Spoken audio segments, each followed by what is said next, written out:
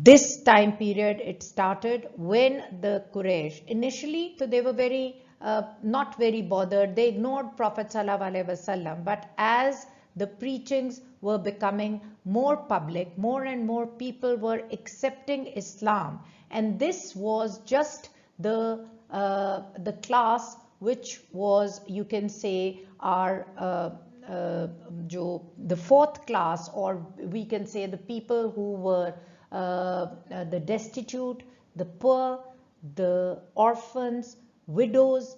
This class was only listening to Prophet Sallallahu Alaihi Wasallam, whereas Prophet Sallallahu Alaihi Wasallam himself was much interested if the elite of Makkah, they are going to at least accept the invitation and accept the message of Allah subhanahu wa ta'ala. Now, it is obviously very, very convenient for someone to go to the elite or to go to the leaders, and if the leaders are going to accept the message or any new ideology, any new idea, then it is convenient for the fan following or the people who are following, it becomes much easier. This was the reason why Prophet ﷺ always targeted such leaders. Also, there was another important thing for the leaders, that Prophet ﷺ knew that the control of the city of Makkah was in the hands of these rich and famous people. So he wanted them to accept the message of Allah subhanahu wa ta'ala.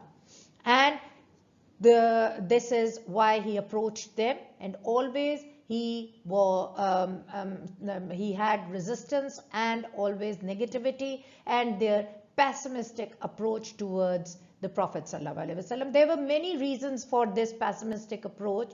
Number one being that they were so involved into idol worshipping and also into superstition. Then they were also worshipping the gods of society, like they were worshipping their, you can say, they were into racism. They were also into class differences. Also, they were the people who were indulged into slavery. So, believing in one Allah, they thought is going to influence their economic activities, their commercial practices, their social setup, and hence they were always negative for what Prophet ﷺ was bringing to them. Meanwhile, Allah subhanahu wa ta'ala was sending the revelations, and one after the other, as per the circumstances, as per the need of the time, certain revelations were coming to Prophet sallallahu alaihi wasallam, and the people, they were also accepting the message of Prophet sallallahu alaihi wasallam. When the Quraysh, they realized this thing, and they held a meeting. In this meeting, they decided how to tackle this entire scenario and this entire new ideology presented by Prophet sallallahu alaihi wasallam. For this reason, they decided that the elite are going to torture or persecute, or they are going to have a stiff opposition on their slaves or on the lower class, on the poor and the destitute. Whereas the leaders or the family members of the particular Muslims or the people who have accepted Islam, they will be attacked by their family members. Hence, this entire program was chalked out, and also the Quraysh, they started with this movement, this negative propaganda against Islam, in which the slaves were tortured, the widows were tortured, the poor women were tortured, and also there were the other Muslims who were tortured. For this particular area, now the concept is, if you get a question that what were the difficulties faced by the early Makkans in the early years of the preaching of Prophet sallallahu alaihi wasallam. If it is just for the followers So you are just going to tell about the followers and their persecutions and the tortures and the negativities and the antagonistic approaches of the Quraysh. But if it is a question on Prophet ﷺ's difficulties, so then you are going to give his mental tortures, his physical tortures, and so on and so forth. There is always a question which would or may ask you that what were the difficulties faced by the Prophet and the followers. So you have to read the questions very carefully, and the concept also that what is the examiner asking for? Is it the followers, or is it the Prophet ﷺ, or is it combined approach? For the followers, 12 names, as I have given on over here, they and the events related to these 12 names are really important, and you should be giving these 12 names. Number one will be obviously Hazrat Bilal radiallahu ta'ala an. Okay, so now for this thing, when you are going to start off your answer, you would tell that the Quraysh, they had a stiff opposition against them, and they decided to torture the poor people of Arabia, and hence the names which are on the forefront was of Bilal radiallahu ta'ala anhu. He was the slave of Umayyah bin Khalf. Now his name is important, Umayyah bin Khalf, because in all the books, though the name is given or in the syllabus, but these are small little things which the examiner is very particular, and he wants to see some new response, something out of the box, some new you can say a point on which he is going to credit you. So Hazrat Bilal radiallahu ta'ala anhu, and the story that he Umayyah bin Khalf would drag Bilal on the streets of Makkah, and he would then torture him and put him down, nail him down, pin him down, put a hard rock on his chest, and on top of it he would chain him with the iron chains, and then he would flog him. And Bilal radiallahu ta'ala anhu would only say Ahadun Ahad, Ahadun Ahad, which means one Allah, he is the only one. And Umayyah bin Khalf was so annoyed because of this reverberation that he was so you can say desperate for him to just say once the names of the other gods or whatever. When Hazrat Abu Bakr radiallahu ta'ala an, he saw the tortures one day and being carried out, this was a routine. Umayyah bin Khalf would drag him in the streets of Makkah every now and then. And in those days, because the concept of slavery was there, nobody would dare to stop Umayyah bin Khalf, and naturally because he was the leader, who would do that? But it was Abu Bakr radiallahu ta'ala an who gave a very good price for Hazrat Bilal radiallahu ta'ala an, and he emancipated him. So Hazrat Bilal was rescued, and he was then freed by Abu Bakr radiallahu ta'ala an, and he went as a free man away from Umayyah bin Khalf. Later on, Hazrat Bilal is going to obviously kill Umayyah bin Khalf in the battle of Badr. Also, another name which is important is Hazrat Khubayb bin Arad. He was a blacksmith, and he was tortured by his own tools by the leaders of Quraysh. Every evening they would come to him and they would ask him to renounce the religion and to say that Lat, Manat, Uzza, all these gods are superior to the God whom he worshipped.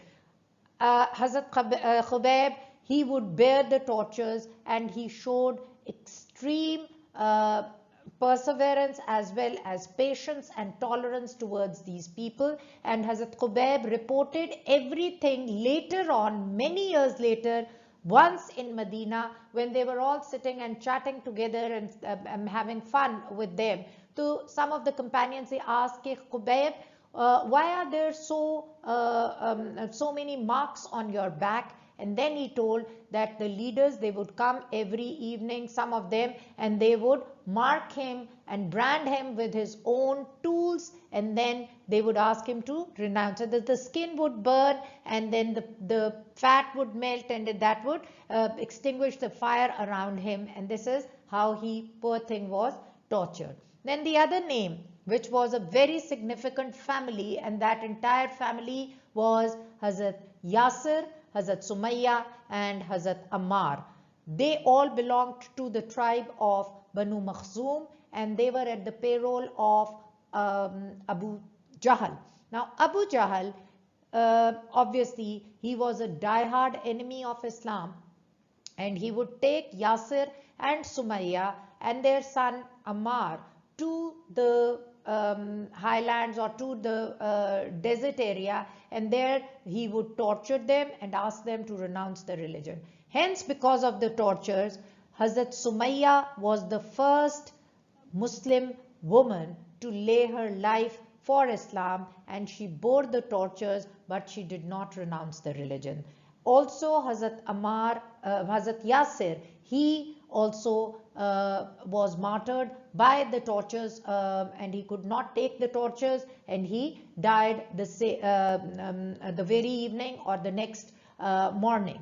Hazrat Ammar, who was also tied up with a pole, he was so delirious at that time, and he could not see the tortures of his parents, that he said that whatever you are saying is the truth, and please leave my parents. So it means that he renounced the religion, and in an unconscious sort of a state, he was brought to the Prophet ﷺ. And Prophet ﷺ asked him about what he said and what was his reaction. So Hazrat Ammar was crying like anything, and he said, I have renounced the religion and I have said what they wanted me to say. And Prophet ﷺ said, you have taken the path of Azima, and that is that you have taken the path which, if next time you will be tortured, you can say this thing repeatedly. So it also gives us an idea that if there is a threat to your life or to your near and dear ones or to your kin,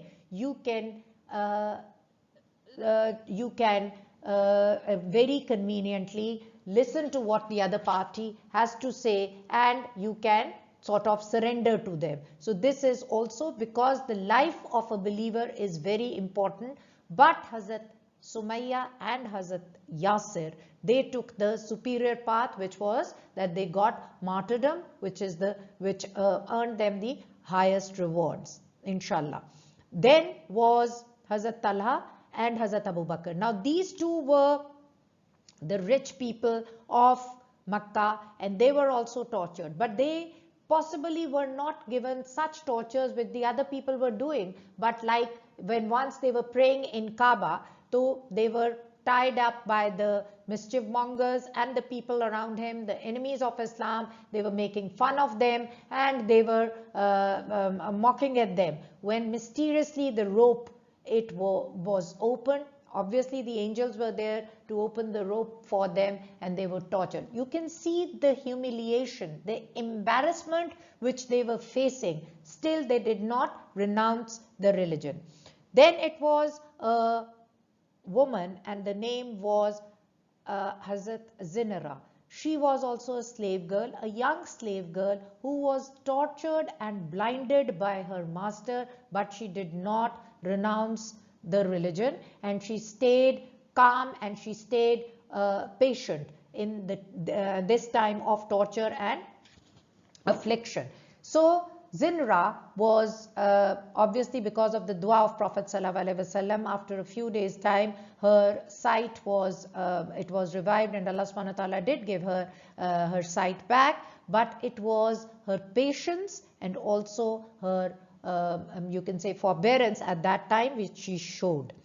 Again, there was another name which was Hazrat Suhaib Rumi. He was also a slave, and he was forced to verbally renounce Islam, and because he was being tortured, he did renounce Islam. But again, his case was similar to that of Ammar radiallahu ta'ala anhu, and he came to the Prophet sallallahu alaihi wasallam crying and also pleading that he has renounced, and Prophet ﷺ again comforted him, consoled him by giving the same example that your life is more precious and you can renounce Islam in order to protect because your heart is full of Iman. So it is not just a verbal conviction, but it is also the conviction from inside which is very strong.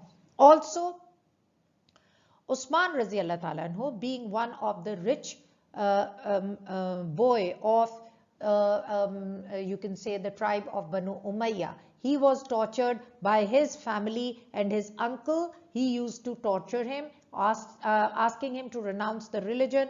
Hazrat Usman, he reported that they would tie him up and burn incense from below, which would suffocate him, and he couldn't breathe at that time. And every day this was repeated, and his mother and everyone, they would ask him to renounce the religion, but he did not renounce the religion. Then the story of Hazrat Abdullah bin Masud. Hazrat Abdullah bin Masud was a poor shepherd, and when he heard Surah Rahman was revealed, and Prophet ﷺ wished that if someone is going to recite it in Kaaba, so maybe the Quraysh and their leaders, they are going to accept it. And Hazrat Abdullah bin Masud, he took up this challenge, and he went to Kaaba and he recited the entire Surah Rahman, where he got the beating of his life till he was unconscious, and he was rescued by the Muslims, and they took him back to the Prophet ﷺ. And Prophet ﷺ, he sort of asked him not to repeat it and not to do it ever again. But Hazrat Abdullah bin Masud, he said, if ever I get a chance again, I am going to do it again. And I was feeling so calm, and the tranquility and serenity, and also it was as if the words which were coming out, they were giving him solace, and he could not feel the beating of the people. Then it was Hazrat Musab bin Umair. Hazrat Musab bin Umair was one of the pampered, rich elite of Makkah. His clothes were branded, and they were brought from Yemen, because he belonged to a very rich family. And his shoes, there was a special leather of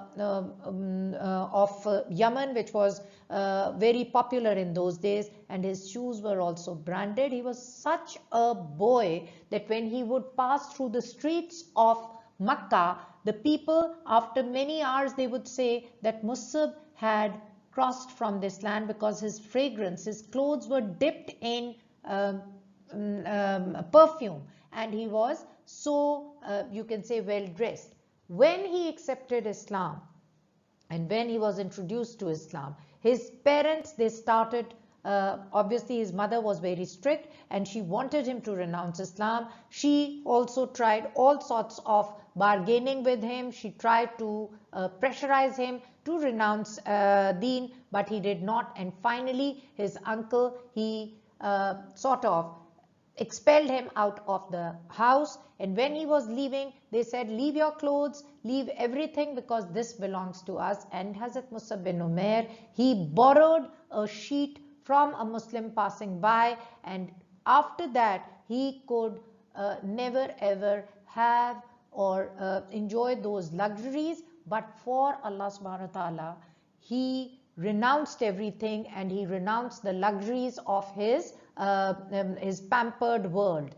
And then Allah subhanahu wa ta'ala gave him the honor of being the first teacher after Prophet ﷺ, who will be going to Medina and preaching the people over there, and he'll be martyred in the battle of Uhud. So this is how these people, and there were many other stories as well. You can give many stories if you want. You can give more stories, but with these 12 names, that would be a good full-fledged answer, in which you have to show the few things which are important, that you will be discussing about the faith, that there was all these people, they showed extreme faith and extreme, you can say, strong iman, and the level of taqwa which they showed. And also you can talk about perseverance, that they showed perseverance and they did not, you can say, budge from this entire situation. Also you can talk about the tolerance and the patience which Islam teaches us, and it also gives us an idea that when in a minority, you are not supposed to obviously offer any type of resistance, because resistance is going to be obviously it is going to have a negative response, and the resistance will be met with very, very strict opposition, and the repercussions will be very strong. So Islam teaches us the wisdom also. Islam teaches us the way and the methodology that how we will be preaching also. So all of this you can discuss in your answers.